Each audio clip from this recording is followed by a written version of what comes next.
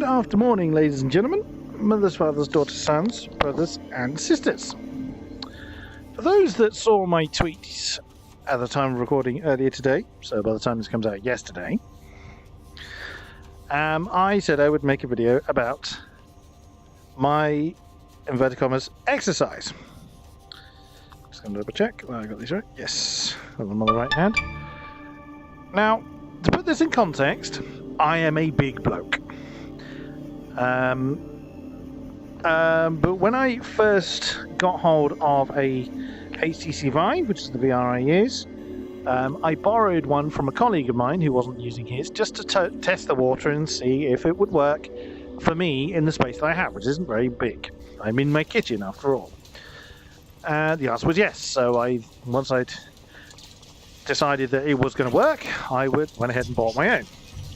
Now, to put in context of my weight, and I've no problem about sharing this, I was just under, so 6 weeks ago from today, essentially, I was just under 24 stone, which is about 152 kilograms or 335 pounds.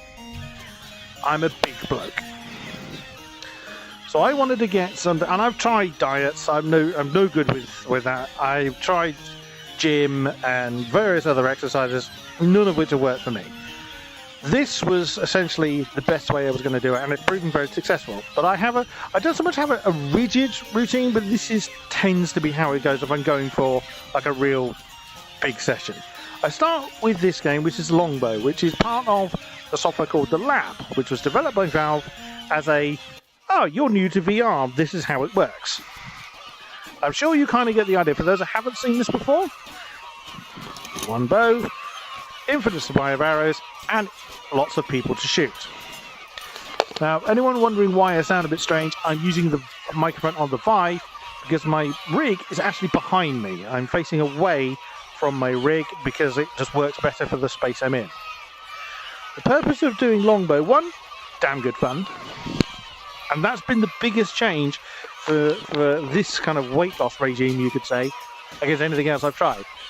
VR is game first, but you need to do exercise to do it, as opposed to things like Wii Fit, for instance, which is exercise loosely disguised as game. Give me that. So, in the last 6 weeks, to put in context how much weight I've lost, now I did tweet this out, but for those that didn't see the tweet, I have lost about 23 pounds. I've forgotten how many kilograms that is. I think it's about 10 kilograms, which is nearly 2 stone in under 2 months. So it's quite a significant amount of weight that I've lost, and have quite a significant amount of weight to go. I don't have an end target. I'm just going to lose as much as I can. But this is Longbow. This is what I used to come and warm up with. It's very good for the shoulders, and starts to kind of get the heartbeat going. It keeps doing that because I keep putting this controller too low. As you can see over there, I have got up to level 37. So I'm going to basically take you through what is a normal session for me. It's about an hour, about an hour and a quarter generally. So this is Longbow, one bow, one arrow. And of course, anyone that knows VR, knows you're physically doing the actions. You can imagine the actions I'm doing to bring the arrow in, hold the trigger, and twang. You can light it on fire, but the problem I find is I now can't aim properly because I can't see past the bow. You can hold the bow that way if you particularly want. I don't find it's any better. I actually got the space in between his shoulder and his arm. And yes, you can shoot the balloons. Ah!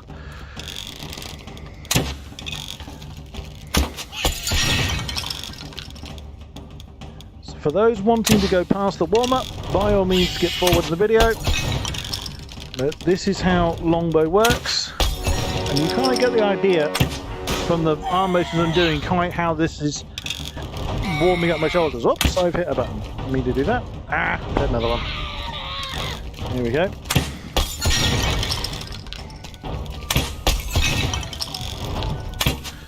Now I will say that when recording VR, keep doing that. The recording doesn't quite see as much as the VR user does. Field of... I can't hit this guy. Ah! Oh, for goodness sake. How many arrows are in the top of his shield?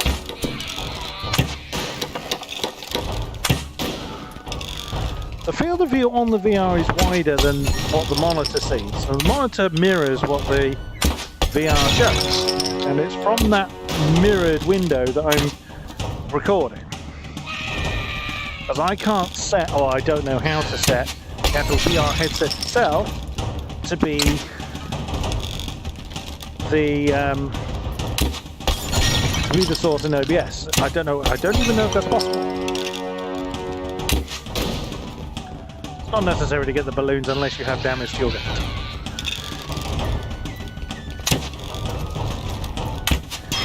Now in longbow, you have your trusty bow, of course, as well as these pre-positioned barrels of TNT. Pretty obvious what they do. As well as that and that. They are cauldrons of oil, basically. Hit the targets and the cauldron will pour onto the spot below, and any of your attackers that walk into it will be burned. That's how the TNT works.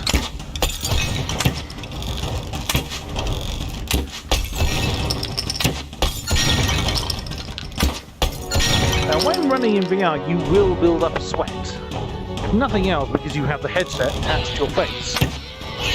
There's no particular way around that. If you're in a very cold room, I suppose. Hey! Die. There we go.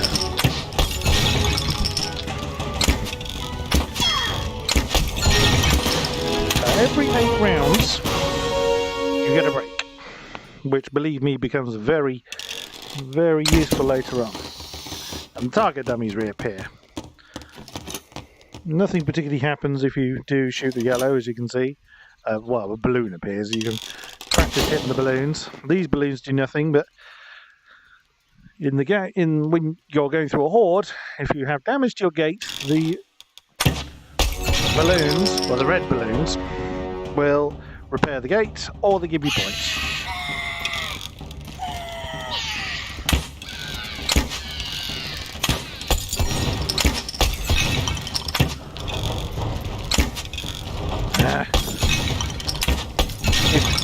Very easy to kind of get frustrated and make mistake on mistake on mistake.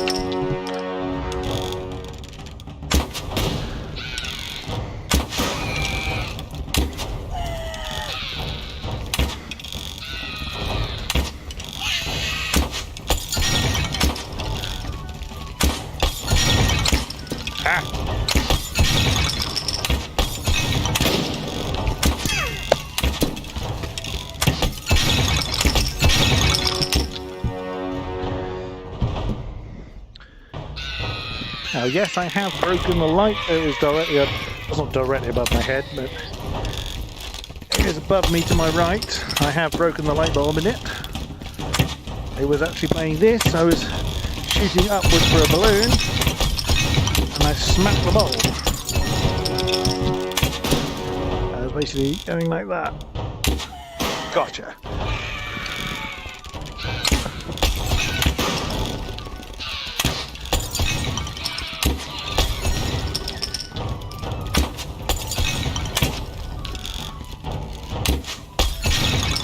Now, I regularly hit the wall, well, not the wall, I regularly hit, behind me here, you can see that the arrow's hitting something, that's because that's where my freezer is.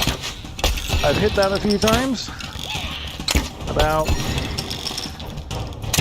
5 feet in front of me in that direction, they are my kitchen cupboards. But after some trial and error, I found that this was the best orientation for the space that I have. It's not big enough for what's referred to as room scale, which is more reliant on you walking about to do whatever actions you need to do. And some games can only be played in room scale. But you have to have a minimum amount of space for that. One on, I believe, 2 meters by 1.5 meters. And I don't quite, and I'm literally like, you know, a centimetre or something like that too small in the area that I've got for room scale for me to be able to use room scale. So I use spread withstanding. Fairly obvious what that means.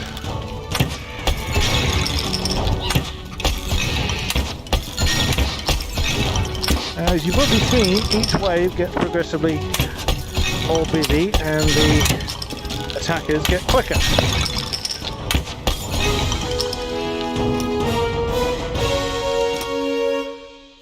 Up to 16 now. Again, just proof I can get to 37. I regularly get into the... They were moving and I can't... I regularly get into the 30s, but I haven't yet got to that, back up to that 37.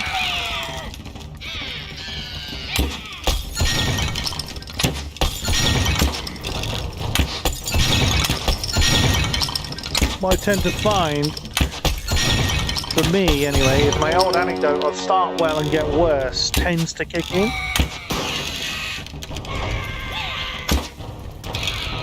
But I'll find I'll go through a phase mid-game where I just cannot hit a thing. Not doing too bad at the moment.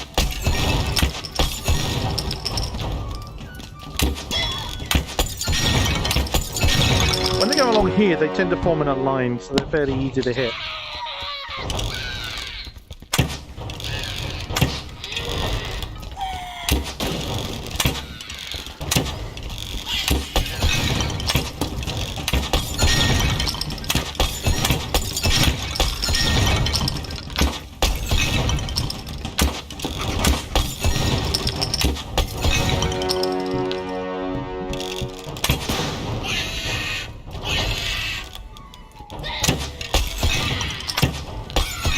If you're particularly wanting a high score, you would go for as many balloons as you could possibly fit in, but I'm not too worried about a high score.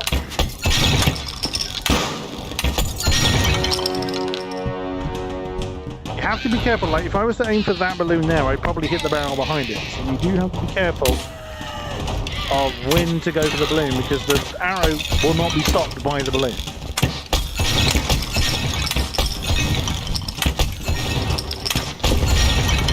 I tend to save the barrels for those ones that have the helmet and the shield, because they will always take, unless you're very lucky with the shot, they will generally take 2 arrows.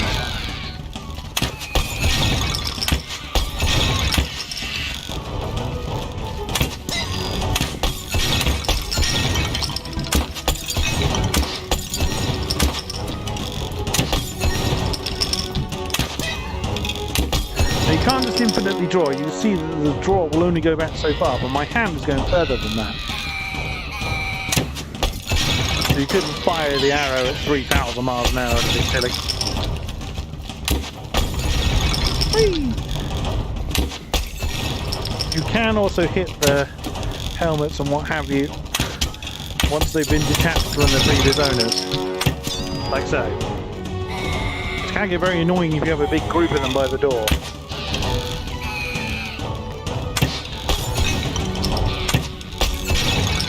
I'm starting to build up a bit of a sweat now. Getting a little warm.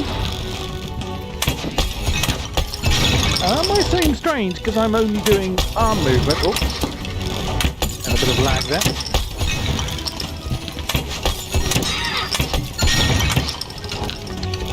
Damn it. See, I hit the helmet there. These balloons are still alive, even though we're in a break. Yeah, starting to build up a bit of a sweat now. Which, as I was saying, it might seem odd because you're not moving your feet any, but you're concentrating on what you're doing. You're still doing quite a lot of upper body movement, but also the actual thing being sat on your eyes. It doesn't generate a great deal of heat, a tiny bit. There's more the fact that you're wearing something. So if you wore a hat for long enough, you'd sweat underneath it. Oh, I didn't need to do that.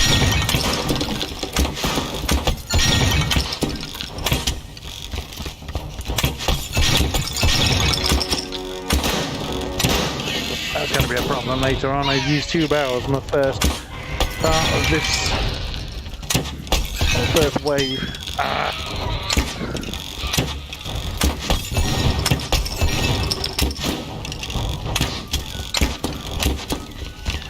Goodness me. You have to deploy them. That's what the cauldron does. You get a number of those white balloons which don't do anything.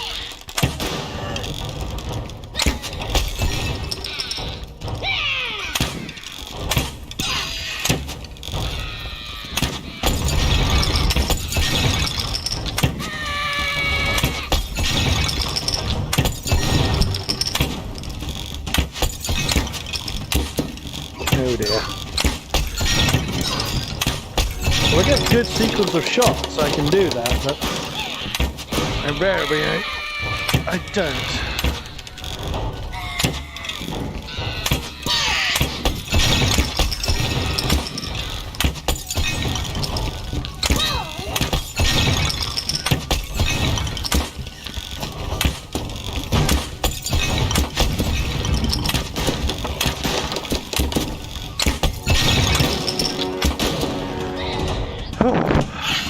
Use up almost all of my barrels.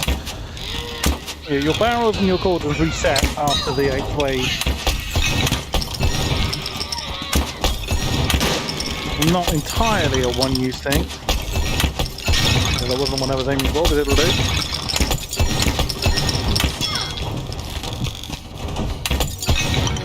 You almost never miss the one from above, even though they're very thin.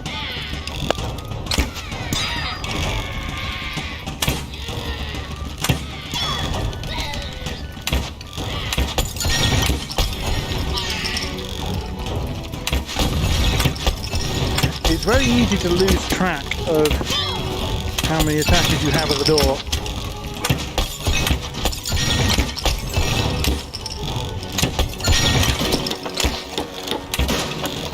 Ironically, it's not always the closest balloon that's the easiest one to hit. You do get very used to leading your target. Or I do.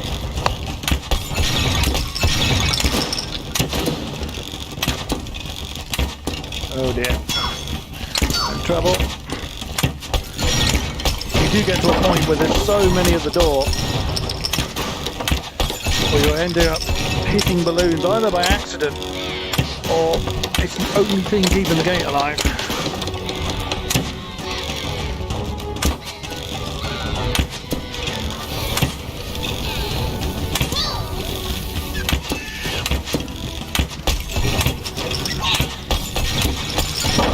Trying to machine gun into the doorway, you can't damage your own door.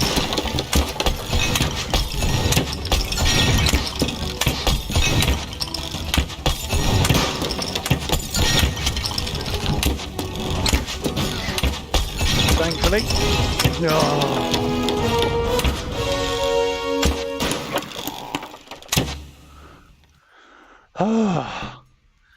Thankfully, I used every single defense I had there. Thankfully, they'll all respawn now. So, the more into the horde you get, the more you appreciate this break. Really?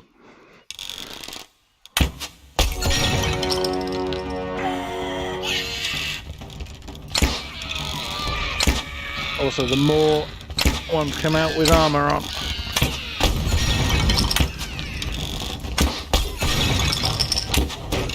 Oh, the door.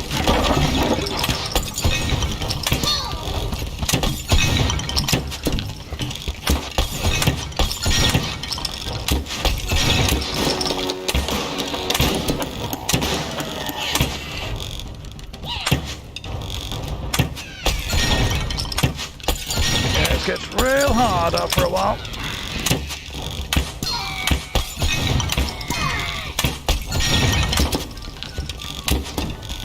Goodness me.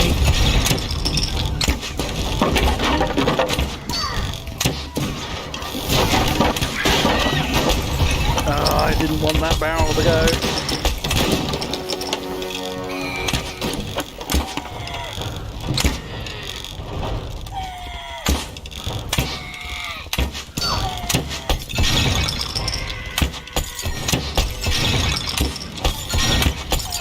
I would love to see like a professional trained archer do this.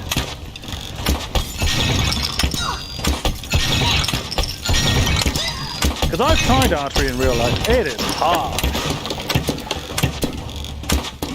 Oh, come on.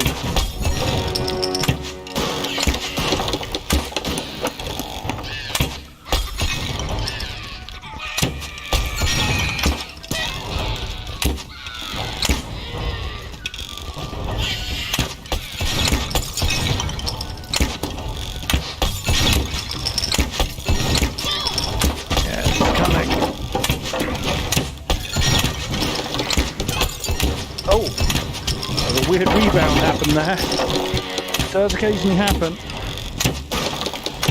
It doesn't rebound awfully well. No, not as many went that way as I was anticipating. Can't hit anyone now. No. That's gone yet. You know. Oh, 37 again. Whew. Right, so that is the first thing I did.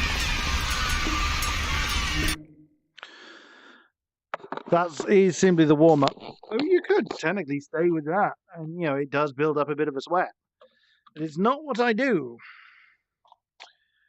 The one that really gets the blood flowing is what is coming up next. Let's check that I've changed the scene. I have. Let's check that's coming through. Yep, there we go. This is Beat Saber.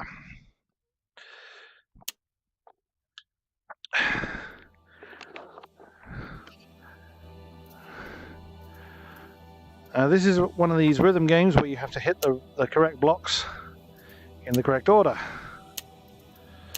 So you have a blue and a red saber. One of my favorite songs from the original soundtrack is this one. Not normally my kind of music, but I do really like it. So this game is what absolutely leaves me in a sweaty mess at the end of it. So with Beat Saber, normally you have this collection of songs here, all written for Beat Saber, along with these, and along with those. There is a Monster Cat pack, which I haven't and probably won't buy.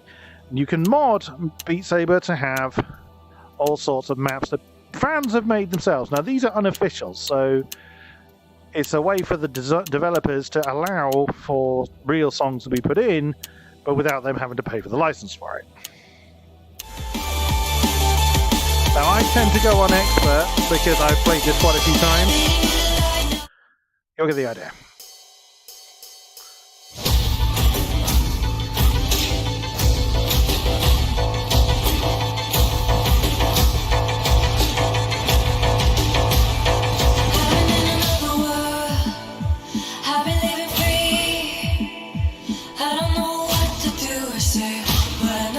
So hit the right colour in the right direction. Those can hit in any direction that's possible. And avoid the bombs. That is the basic premise. There's the bomb.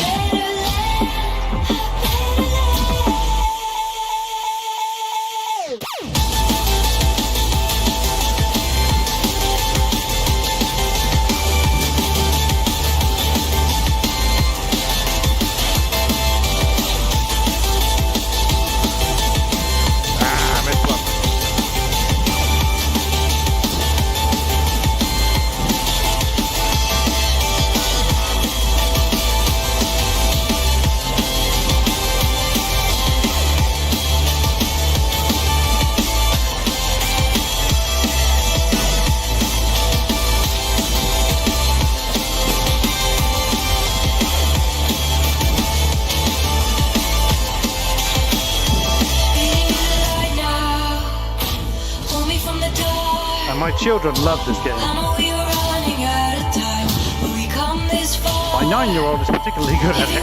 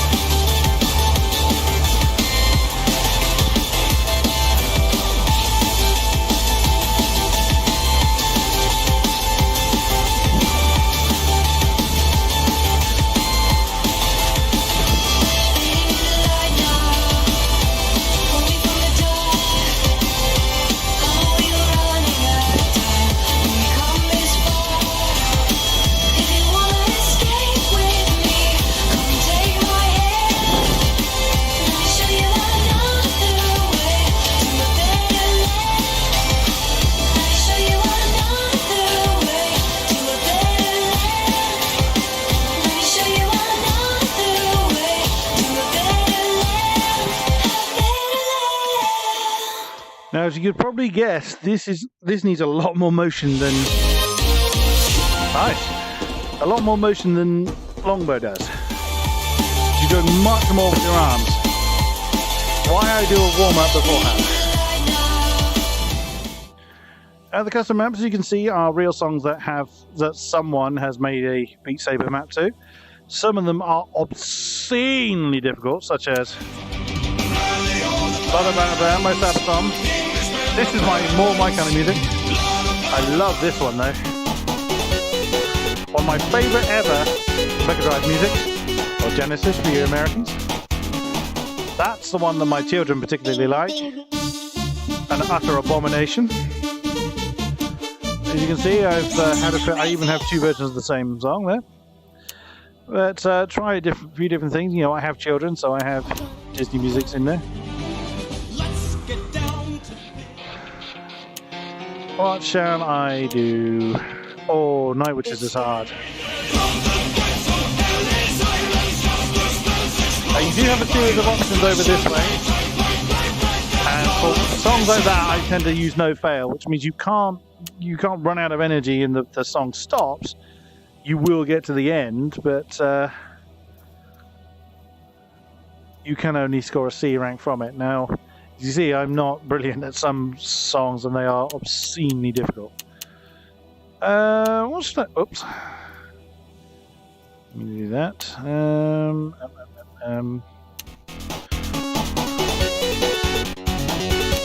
Yeah, I think we'll go with a bit of... Yeah, try Final Countdown. So what on earth is... default. Sort by... What is this done? Now, because this is a... There we go. Because this is a custom interface, these bits aren't normally here. Some bits don't necessarily work as intended. In case you didn't guess, you have to avoid these blocks.